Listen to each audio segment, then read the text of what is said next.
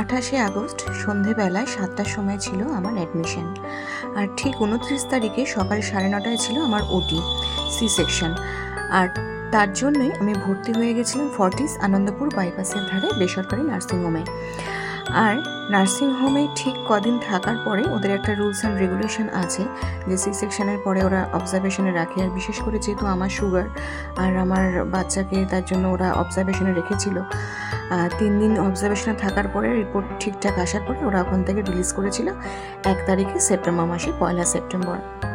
আর সমস্ত প্রসেসিং সেরে আমরা বিল টিল ওখানে সব কিছু মিটিয়ে তারপরে বাইপাসের রোড ধরে আইটিসি, সোনার বাংলা, হায়াত, JW ম্যারিয়ট, জানো বড় বড় সব কিছু রেস্তোরাঁগুলো ওখানে রয়েছে বাইপাসে।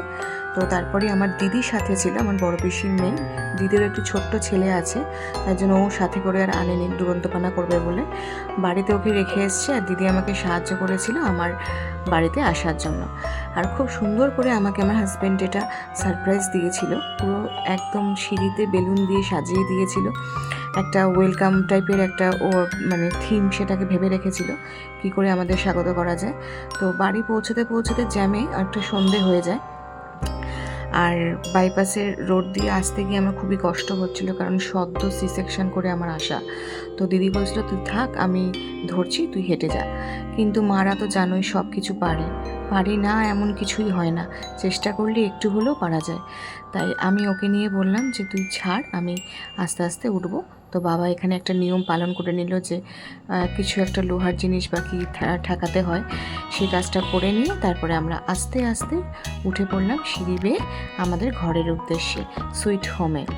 আর পুচকুকে নিয়ে এভাবেই আস্তে আস্তে আমি কিন্তু ঠিকঠাক সিঁড়ি দিয়ে উঠে গেলাম। একটু মাথা ঘোরাচ্ছিল, কিন্তু মনে হচ্ছিল যে মারা পারে না এমন কিছু নেই। অনেক কষ্ট যখন করতে পেরেছি জানুয়ারি মাস থেকে, এইটুকুনিও ঠিক পেরে যাব। তাই ঠিক 3 দিনের মাথাতে আমি সিঁড়ি দিয়ে আস্তে আস্তে উপরে উঠে গেলাম। আর বাবা ওকে আশীর্বাদ করে নিল ফুল আর দুব্বা যা যা দিয়ে। তারপরে সবাই গুরুজনেরা, ও দিদি, আমার বর, সবাই ওকে আশীর্বাদ করে ঘরের মধ্যে ঢোকালো। ও এত গরমে কষ্ট পাচ্ছিল আর সমানে কাঁদছিল, খিদে পেয়ে গেছিলো খুব। তার জন্য আর বেশি আমরা দেরি করিনি, এই তাড়াতাড়ি করে সারার জন্য একটু বসে 2-3 মিনিট বিশ্রাম নিয়ে তারপরে আমরা চলে গেছিলাম আমাদের ঘরে। যেহেতু এখন জানোই যে মানে একটা অসুচের সময় চলে, অসুচ পিরিয়ডটা থাকবো আমরা একটা ঘরে 3 জনই। তো সেখানে আমরা ঢুকে গেছিলাম। সেই ঘরটাও খুব সুন্দরভাবেও সাজিয়েছিল স্মাইলি বেলুন দিয়ে। ওখানে লেখাই আছে স্নেহময়ী মা আর ভালোবাসার বাবা আর আমাদের আদরের বুগলু। তাই এখানে খুব সুন্দর করে ওকে বেলুনগুলোর মধ্যে রাখা হয়েছিল। এবার এত কান্না জুড়ে দিয়েছিল তাদের করে খাওয়ার জন্য, আমি আর বেশি দেরি করিনি। এই ছিল আমাদের সুইট